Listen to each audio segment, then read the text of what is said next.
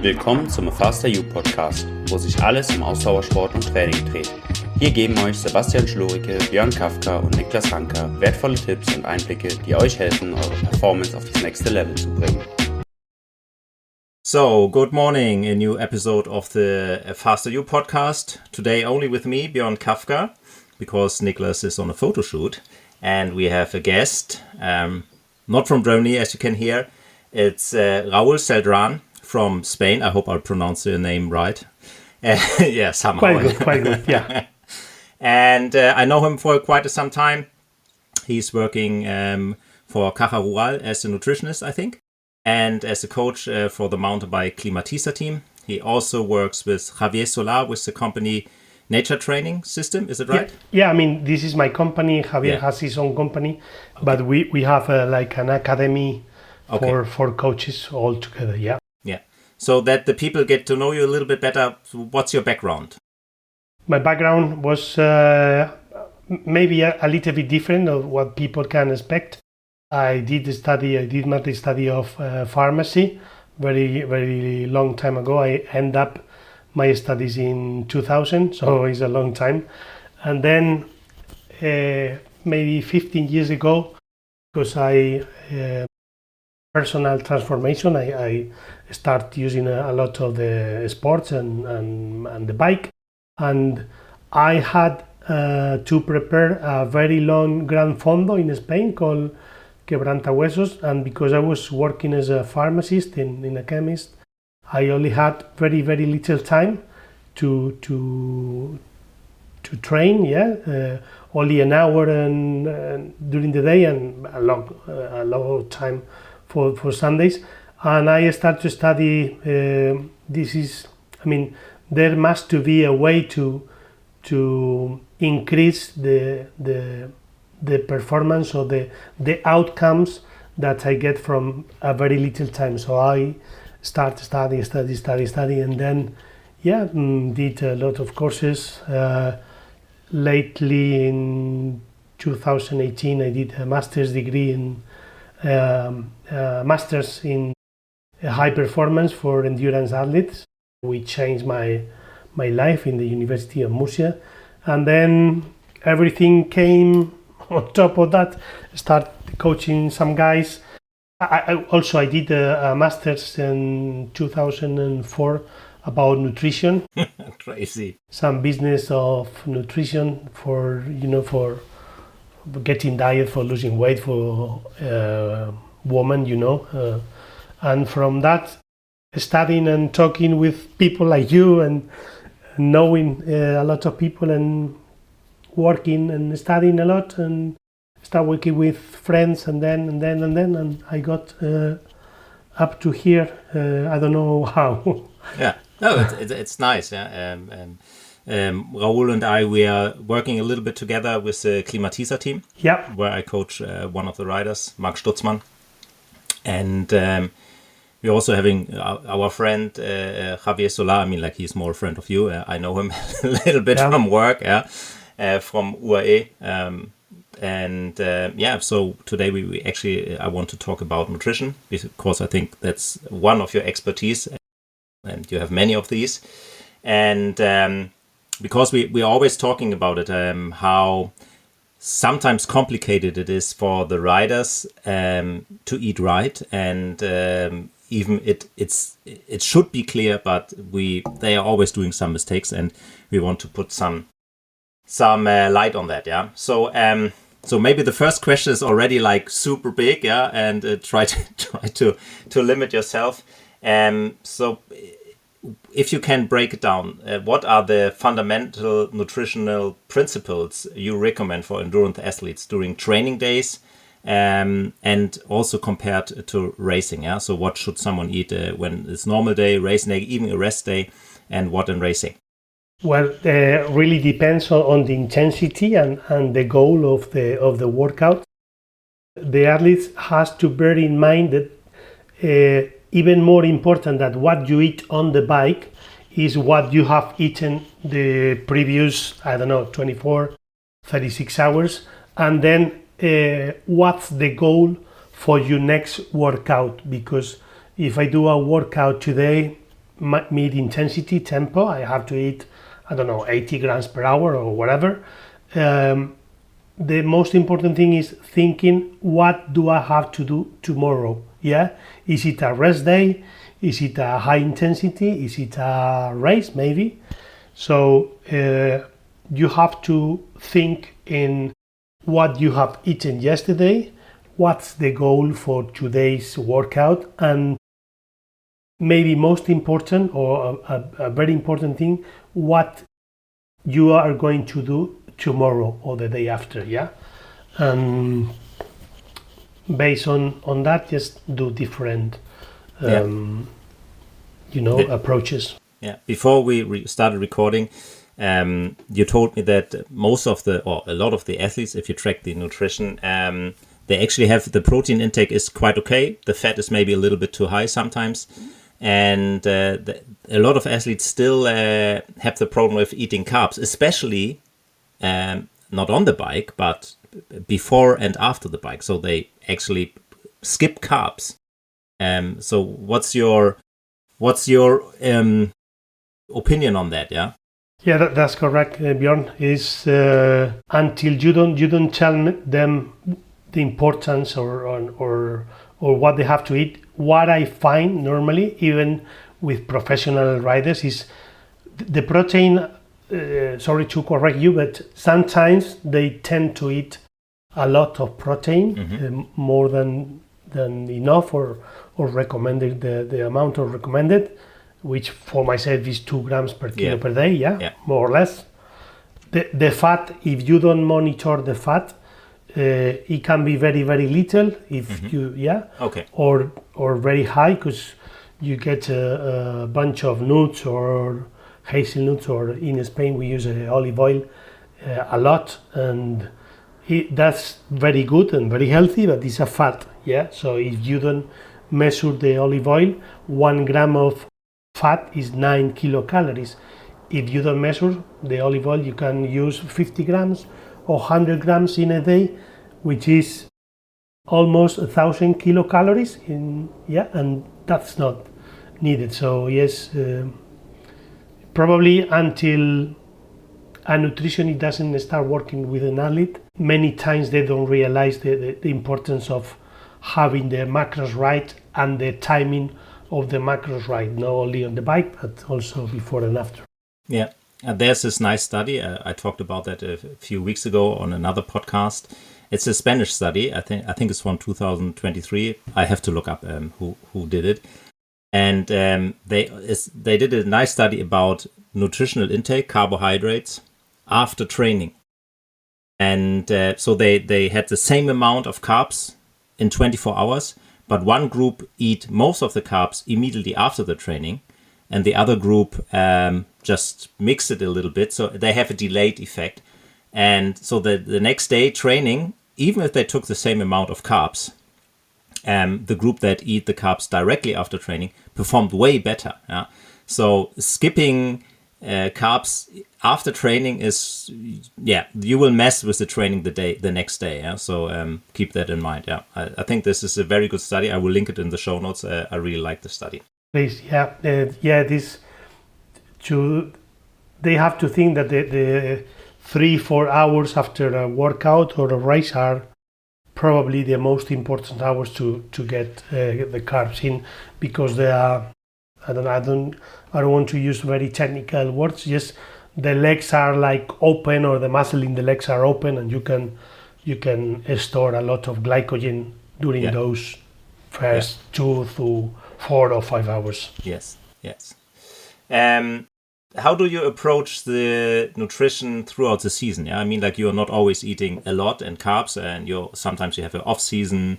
Sometimes you have just space training. Is there some difference in the nutrition also in terms of maybe losing weight and stuff like that?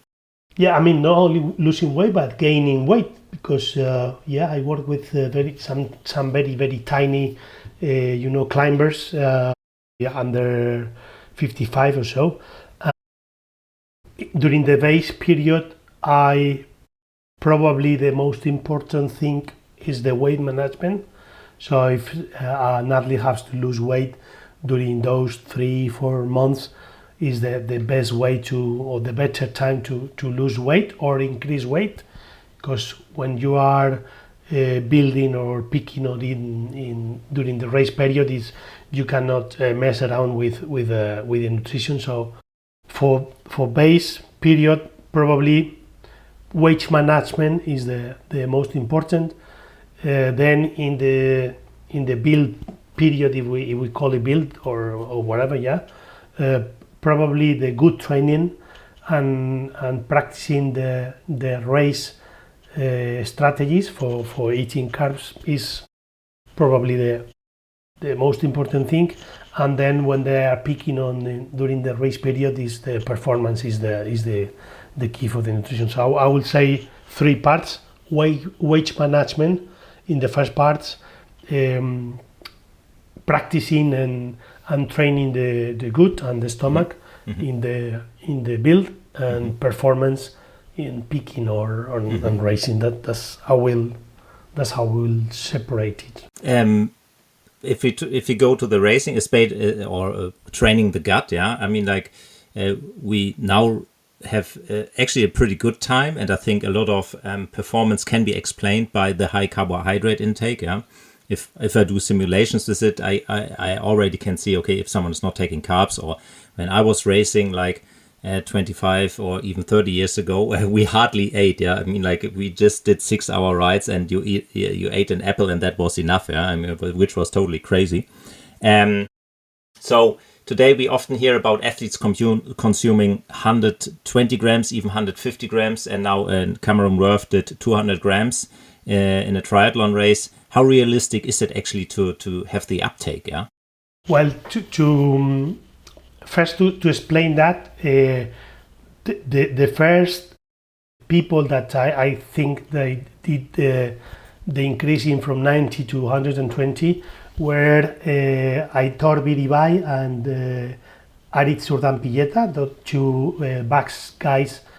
Biribay was working with Ineos until a few months ago, and they did 2 studies with runners, and they did 3 groups: 60 grams per hour, 90 grams per hour, and 120 grams per hour during a trial marathon, which was, I don't know if 45 or 50K, in a circuit. They were all the time going through the feeding station and eating a lot.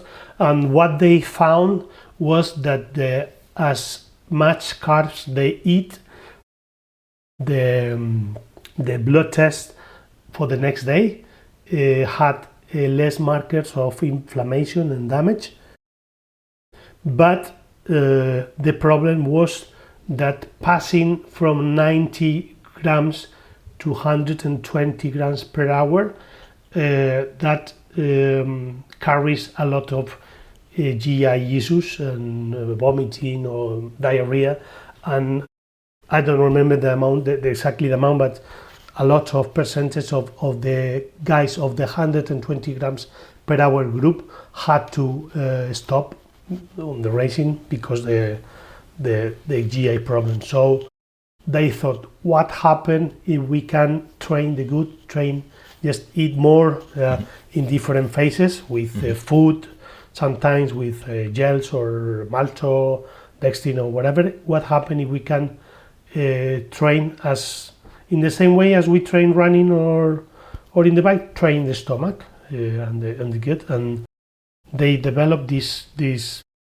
Joke and Drup did this before in 2017, but probably Urdan-Pilleta and Biribay, they started doing the basics or the good training, increase the stomach volume, increase the amount of food, going for training right after eating, and then putting a lot of glucose or source of glucose and fructose during training, and in that way afterwards they did like the same experiment, and all the people with 120 grams per hour that was been training the gut, they didn't suffer any problems. This is I think it's a very, very interesting study, those studies. And with this, I think all the 120 grams per hour, thing starts. Yeah.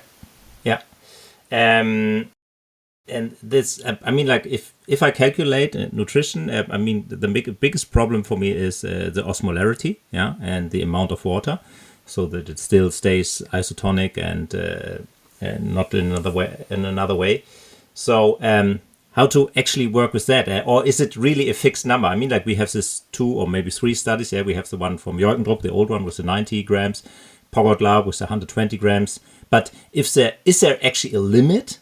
Can we really absorb 200 grams? And how do we deal with the osmolarity? I mean, like drinking 2 liters of water is maybe not the best solution. To start, I think I need to explain first what is osmolarity. Yes, please. Because osmolarity is the amount of particles that you have in the solution. You put 10 molecules of glucose in 1 liter, that osmolarity will be 10 molecules in 1 liter. But if you add molecules of salt, molecules of orange juice, they have particles. You add additives for changing the flavor. You add a corrector for the acidity. You start putting a lot of things into the water that increases a lot the osmolarity. So sorry for the nutrition brands, but when you start putting a lot of things into the liquid, the osmolarity increases because it's particles in a liquid, and is when you start having problems. I try to do very, very, when I do like a solution for drinking during the bike, try to keep it very simple with maltodextrin or a source of glucose, which is a few particles, a source of fructose, and just salt.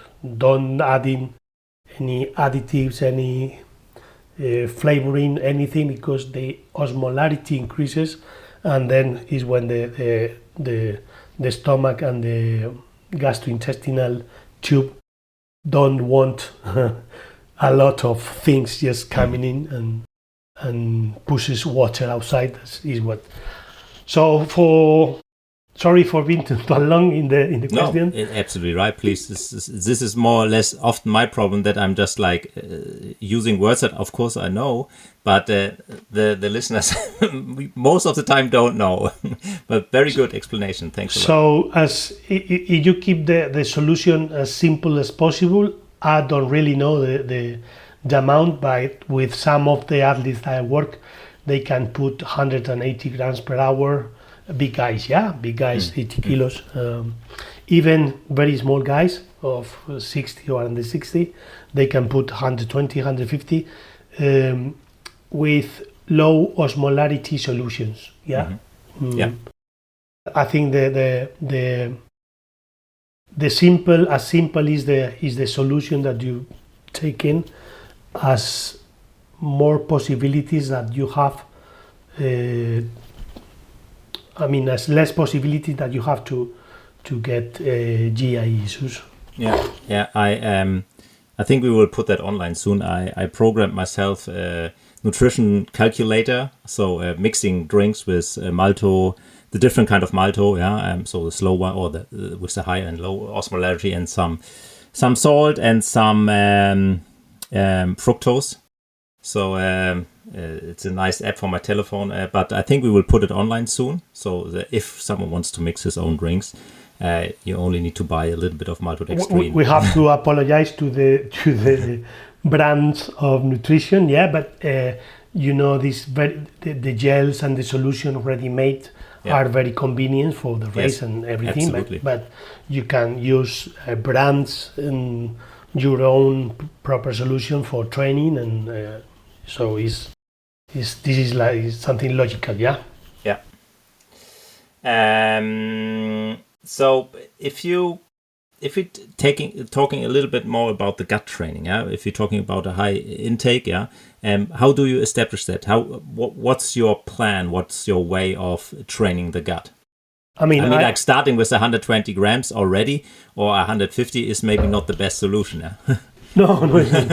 I divide myself. I learned this from Arit Surdan-Pilleta in 3 stages, and this has to be done between 3 and 6 months, so very steadily.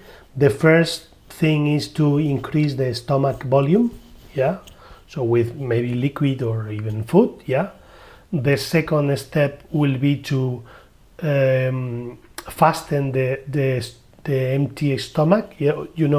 The velocity that the stomach empties, increase that velocity, and then the third part will be.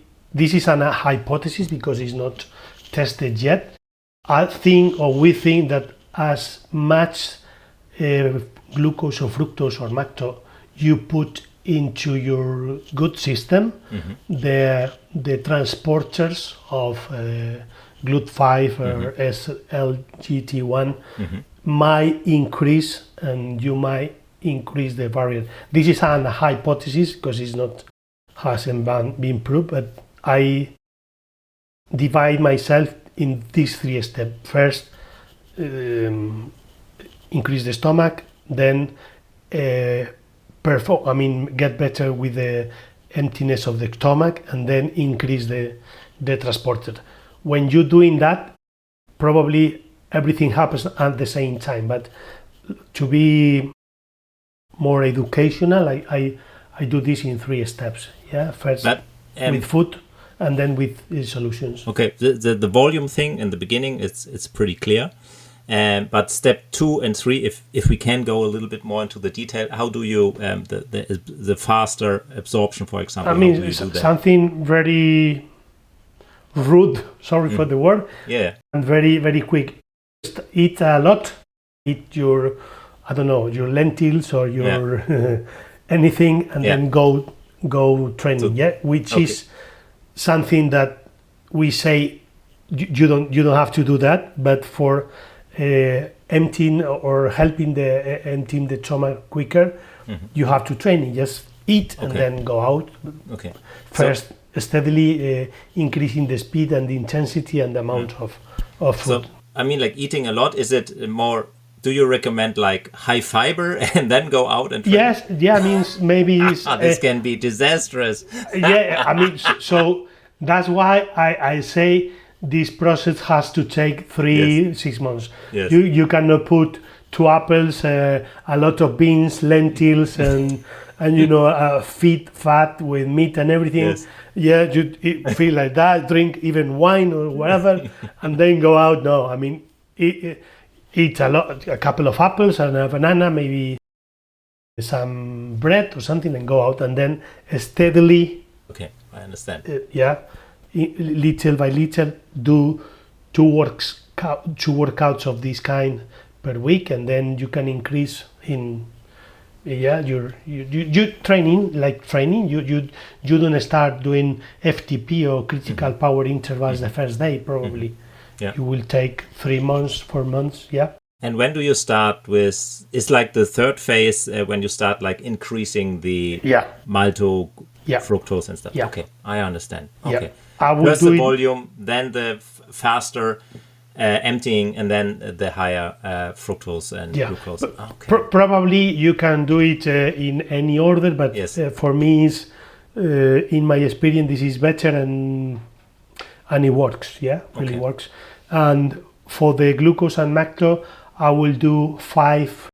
I mean, if an athlete tolerates well 90 grams per hour with no GI issues or anything, in a medium intensity, the next workout I will add 5 more grams.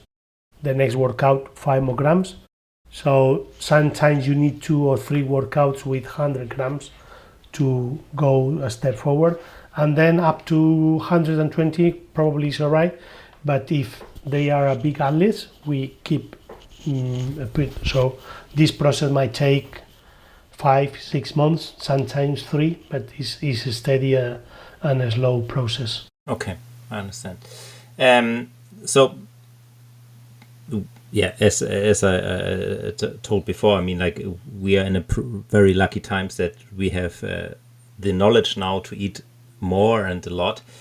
And I think this also changed a little bit the perspective on training. Yeah. If I look, I mean, like, we all talking, or I mean, like, not we, yeah, but there was a big hype about polarized approach training, which I think has its place, especially in developing young riders. But if you look at pro-level riders, they most of the time they are staying actually in tempo zone because of the races, yeah. And for training, I mean, like, if you work with a time-limited amateur, maybe sometimes with a high availability of carbohydrates now, you can even go a little harder, yeah, and maybe riding tempo and eating a lot, yeah. So what do you think about that?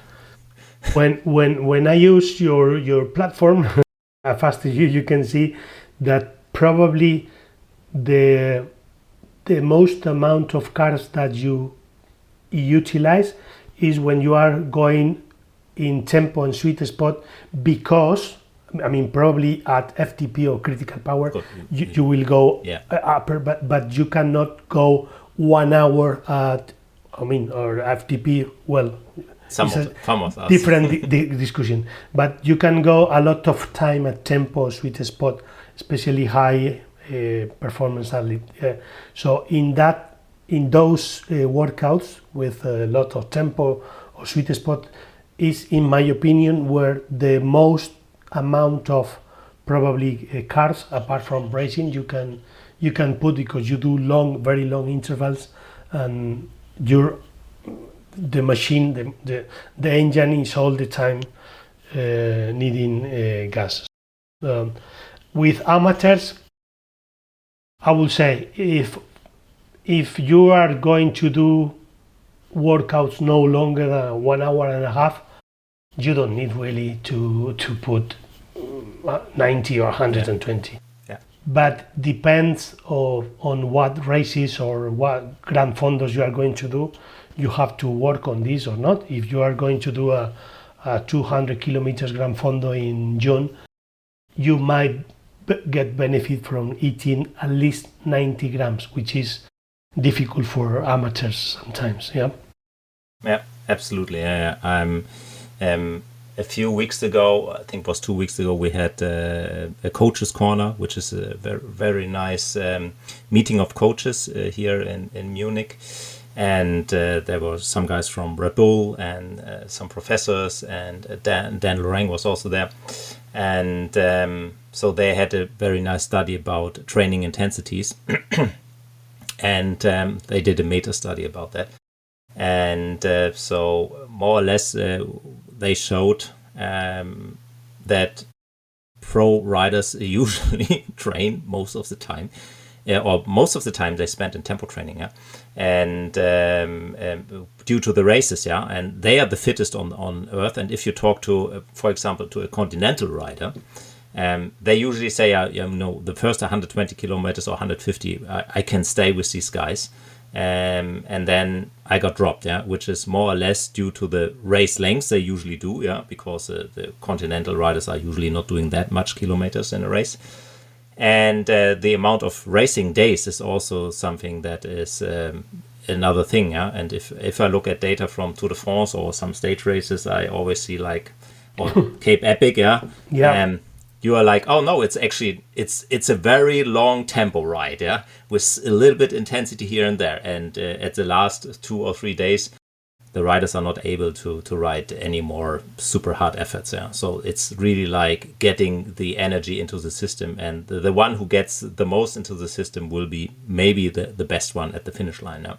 And I would say that you will find it as well, that the mountain bike is just the opposite of a road race, because the hard intensity is right at the beginning.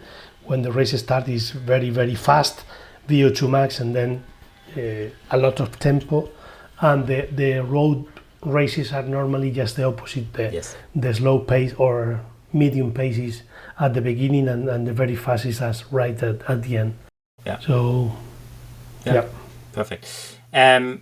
Very practical. What do you recommend for if you do like an easy training, for example, 2 hours, a hard training, 2 hours, or a race before and after training? Yeah, if you can build 3 scenarios. I mean, before, if you're doing 2 hours of low intensity, you don't have to just eat healthy vegetables or maybe a bit of bread or rice, but just normal, maybe 50. I would think. Let me think in a 70 kilos guy. Probably with 50 grams of carbs from vegetables or bread or some meat or whatever. Is going to be enough for a low intensity. Even if with amateurs, if they are not pro riders, in some cases I will do like fasting training, because you are going to put low intensity. Those is no problem. With a medium intensity of 2 hours rides, I will say increase a little bit more or of carbs, maybe 100 grams of carbs. Is medium dish of rice with vegetables, meat or fish. During the ride, I will follow the Ask and Jochen Group guidelines for a 2 hours rides. Is going to be 50, 60, depend. And for the high intensity, I will prepare it very well. At least between 2 and 3 grams per kilogram of carbs. So for a 70 kilos guy, is going to be around 200 grams of carbs 3 hours before. So you have to go out with a very empty stomach. But as I said before, not only the previous meal, but you have to think in the dinner from last night, obviously. And then during the intensity, I will go for 90 grams per hour. If for a 2 hours ride, if it's intensity, and then if it's longer, 3 or 4 hours, just train the gut and aim for 100 to 120. And then, as I said before, it's important when you stop and you get home, think in what are you going to do tomorrow, because the feeding for tomorrow's workout starts today, right after the training. I don't know if I've been clear enough. Absolutely. And I mean, like it's if you come home and you did a hard ride and you also have another intense session the next day, maybe not eating high amounts of fiber, vegetables. So usually you should eat something. Sorry, I forget. For a high intensity workout, I will take the fiber away from the previous meal. So I forgot. So something that really runs super fast into your system. That is usually okay. So you are also a trained pharmacist, and now let's talk a little bit about supplements, because everyone is going crazy about that. In my personal, I mean, like there are some things that really work, but I think we both agree that 99% is really work, and then you can put in some supplements. Are there some supplements that you say are essentials for athletes that you really can use? I mean, always I will follow the guidelines of the Australian Institute of Sport. They have like a list of A, B, C, D supplements. The supplements on the A list, they work, they've been studied, they are 100% sure and secure and works. In that list is caffeine, beta-alanine, creatine, all the carbohydrates with protein and that. So that 100% use it, especially caffeine. I think is maybe underestimated supplement. especially for races, for long races and for long workouts, where the fatigue comes, and it will you will get fatigue later with caffeine. Probably creatine. You know that there is new studies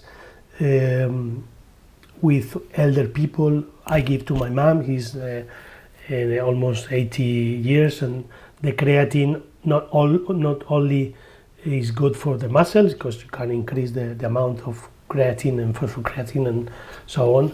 Also for the brain, increases the memory and that.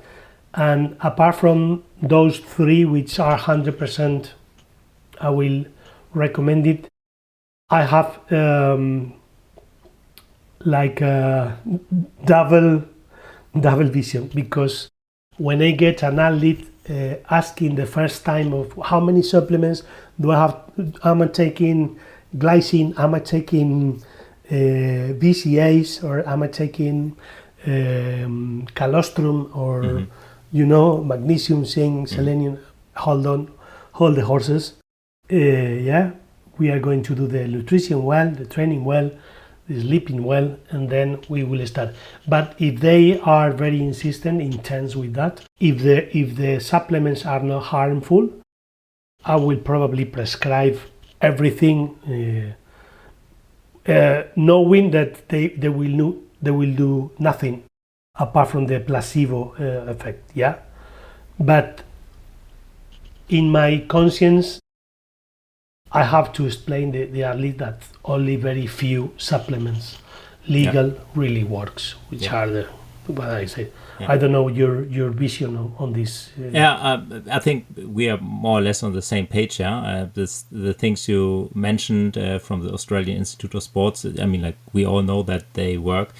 I think beetroot or nitric oxide has a place, especially if I love to use it when it's colder.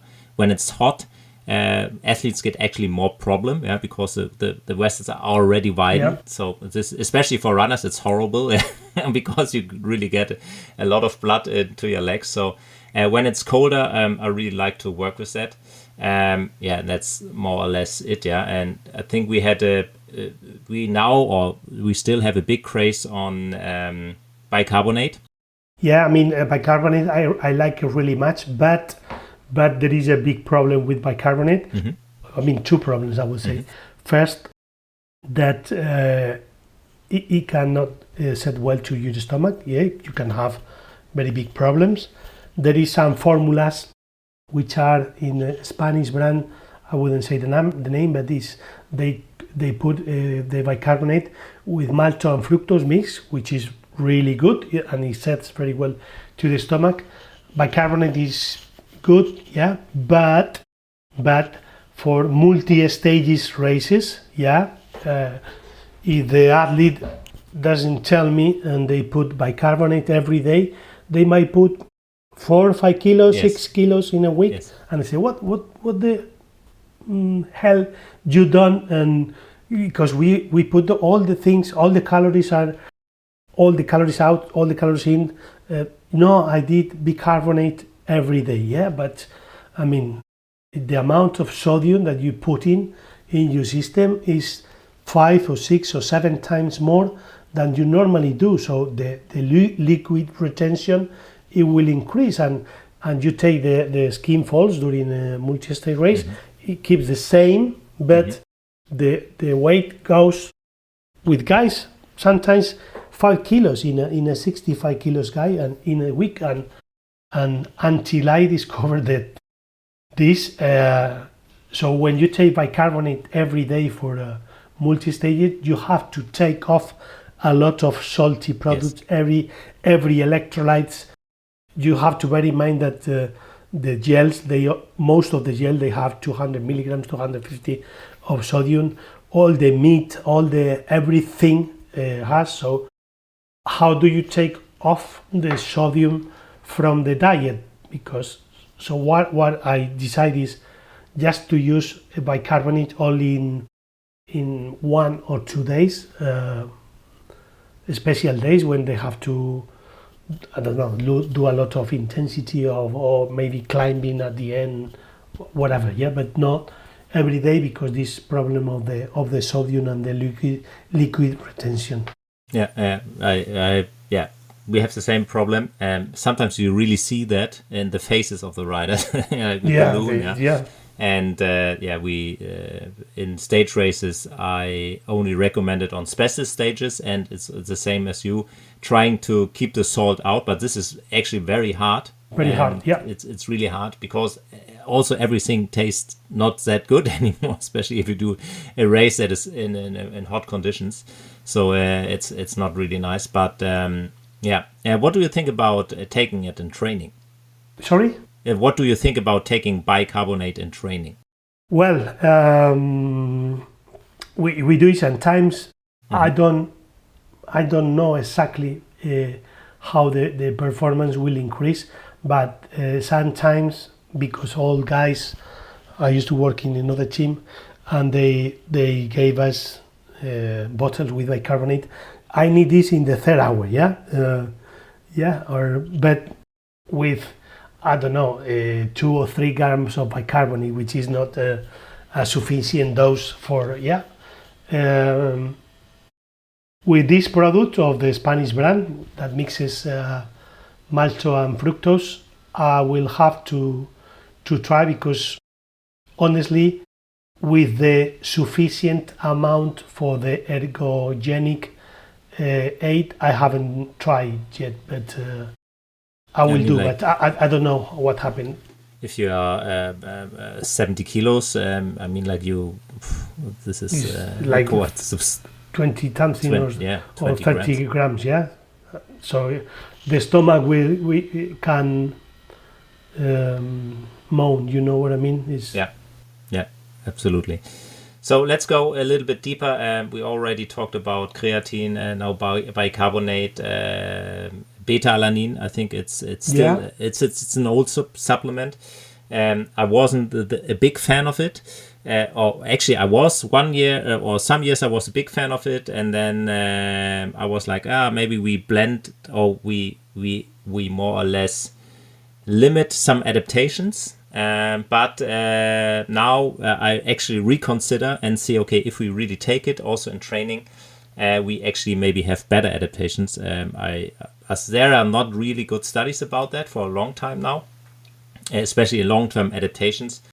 But I think in the book from Rønnestad, they also say, okay, maybe in a long term it can lead to better adaptations if you take beta-alanine also in training. Probably you can do a little bit more repeat with shorter recovery and beta-alanine. The thing is, because it's cheap and it doesn't give any harm apart from the tickles in the arms and the lips. Is cheap and it doesn't do any harm. I'm happy with the using of beta-alanine during probably the whole season apart from 1 or 2 months. So it's So now we come to another supplement, and this will be the last one. It's ketones esters. There was a huge hype about it. They used it even in racing, and then they discovered, maybe we destroy our glycolytic power with it.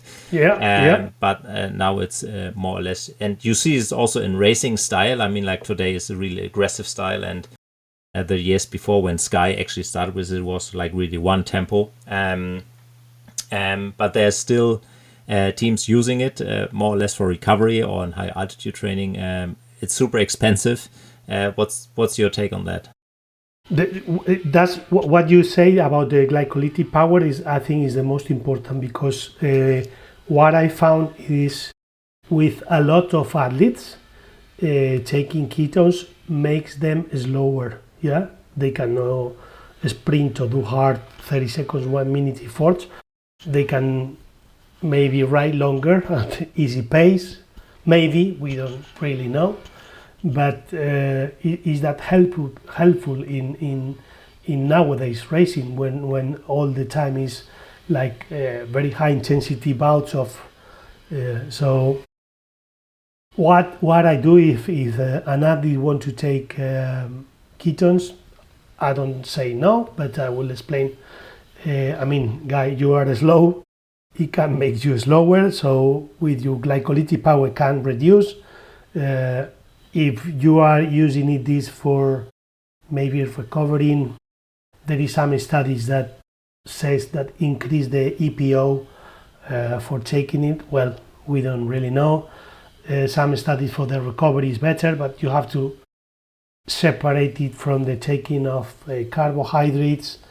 Is the logistics and the price is so that high that I normally don't recommend it. Some athletes, they use it and they say okay, but take into consideration that as I said before, we say your glycolytic power can be increased, and this is not good for racing.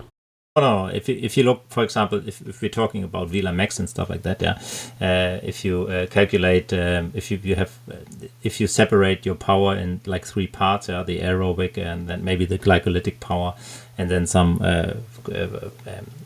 phosphates, if you roughly, if you have like a 0.6 Vela Max, you can say maybe you have a sprinting power of, or the contribution is like 400 to 600 watts, depending on the body weight.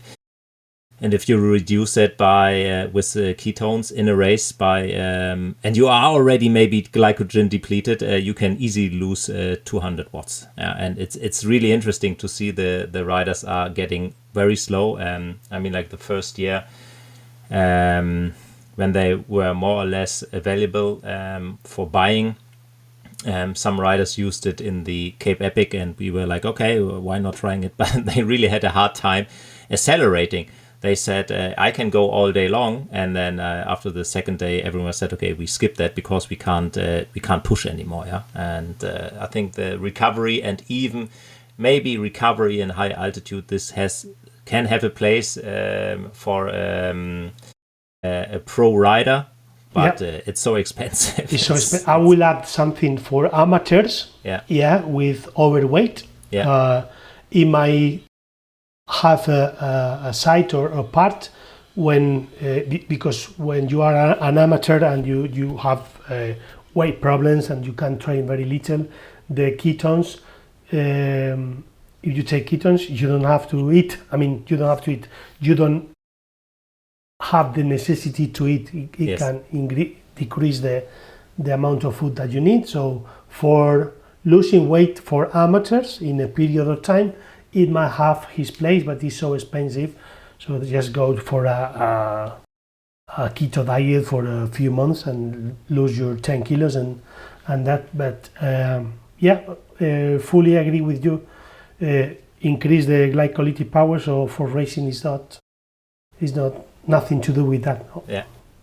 So this is more or less it.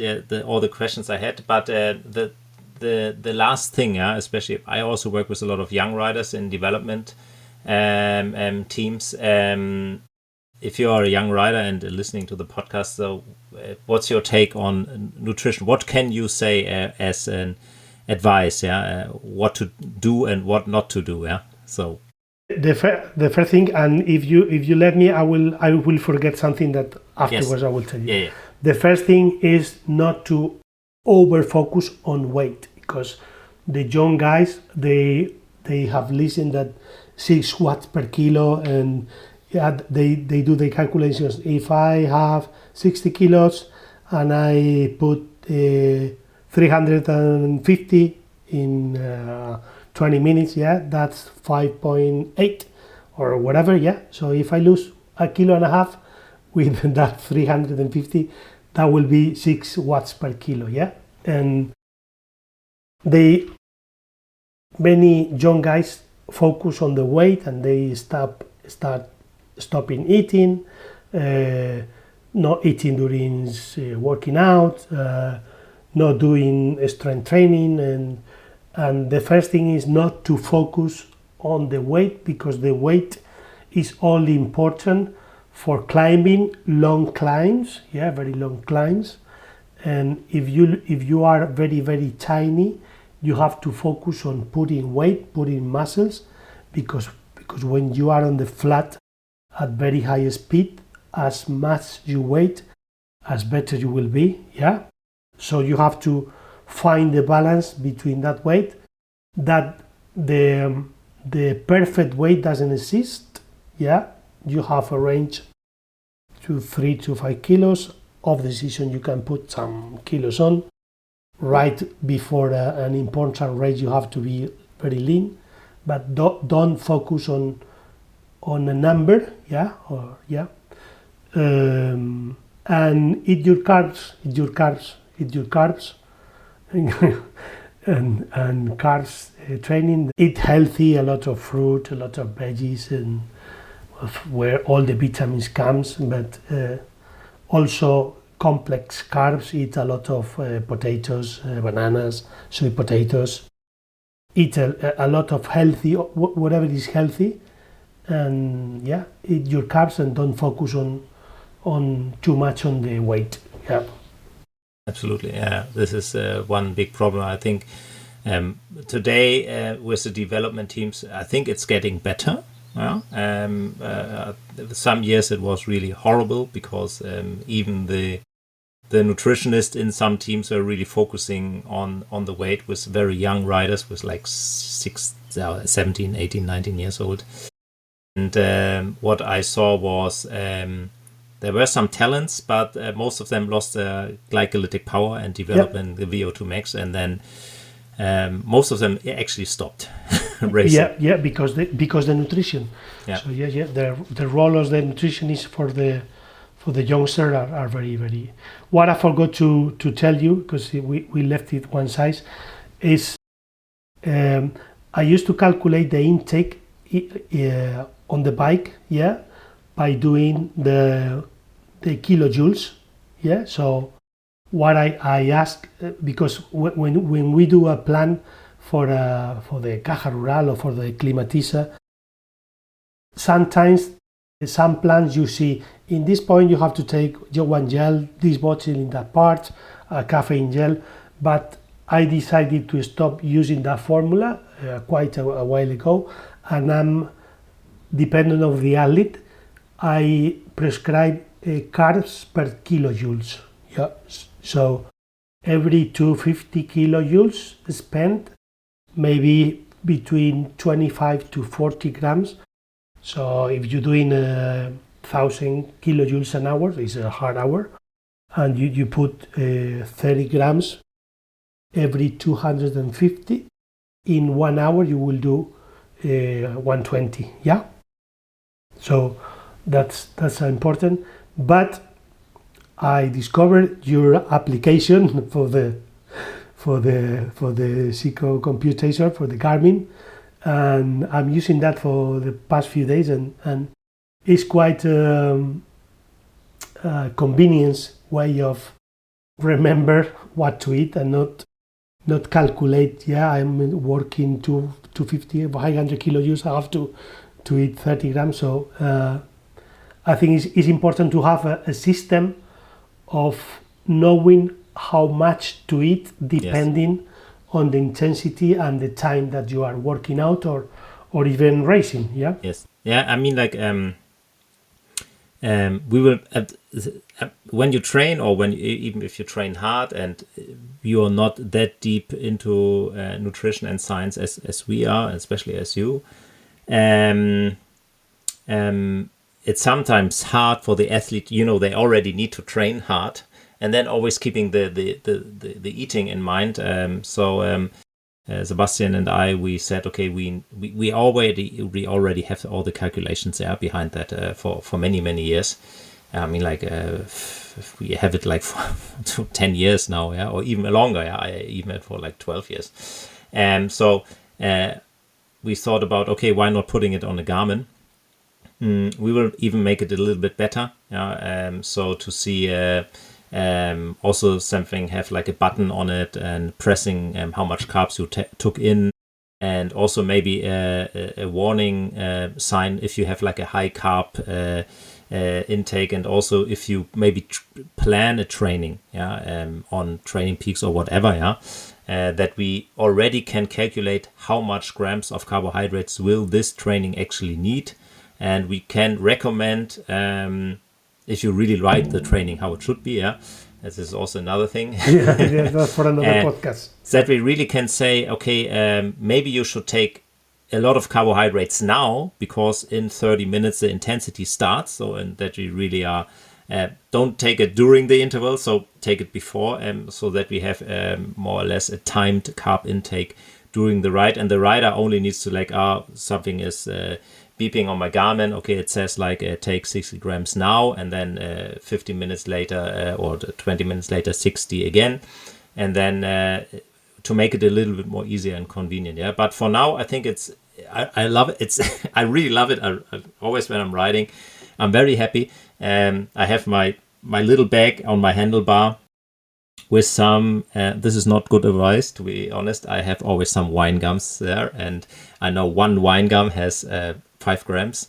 And so I really see, okay, then I see 120 grams, and they say, okay, now I can eat half of it. Yeah. And so I'm just eating.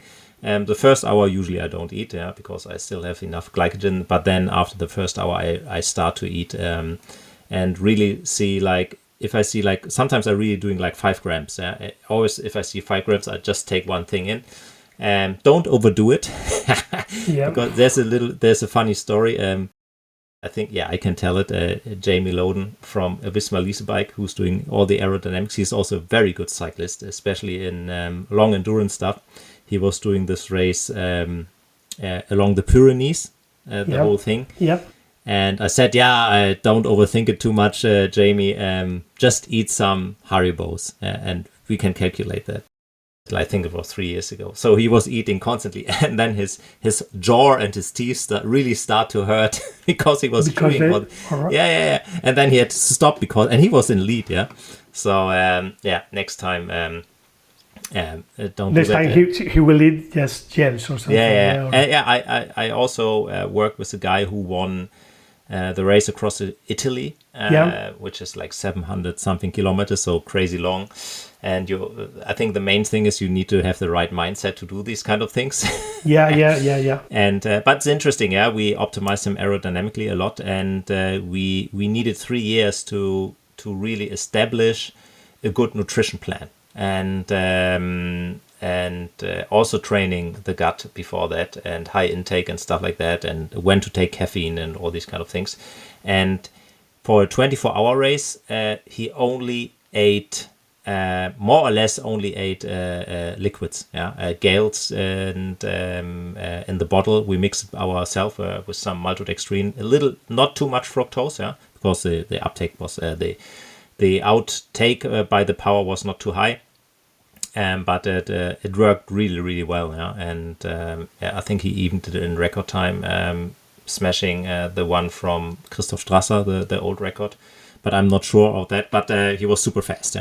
And so you can even see that if you're well trained, you can even go 24 hours only with liquids, and everything will be fine. And the amount of kilojoules they are putting out, it's crazy. They're doing the work for a week, more or less. Yeah, I trained also the 2 guys. They did the Tracker 2 weeks ago, the amateurs, 36 hours. I mean, I don't know if people is very fan of TSS, but only just to make an idea, they did 1,000 TSS in one go. Yeah. Yes. So, and I don't know, it was 80 or 9,000 kilojoules or something like that. So it's you have to feed that. That work, it's interesting. It's really crazy. So, Raul, thanks a lot for your time. My pleasure. I will put in the show notes some of the studies, also the ones you mentioned about the first studies for training. I will send it to you. Yes, perfect. And thanks a lot. And we actually talk the next days and weeks, because we always stay a little bit in contact. Perfect. Thanks to you, Björn.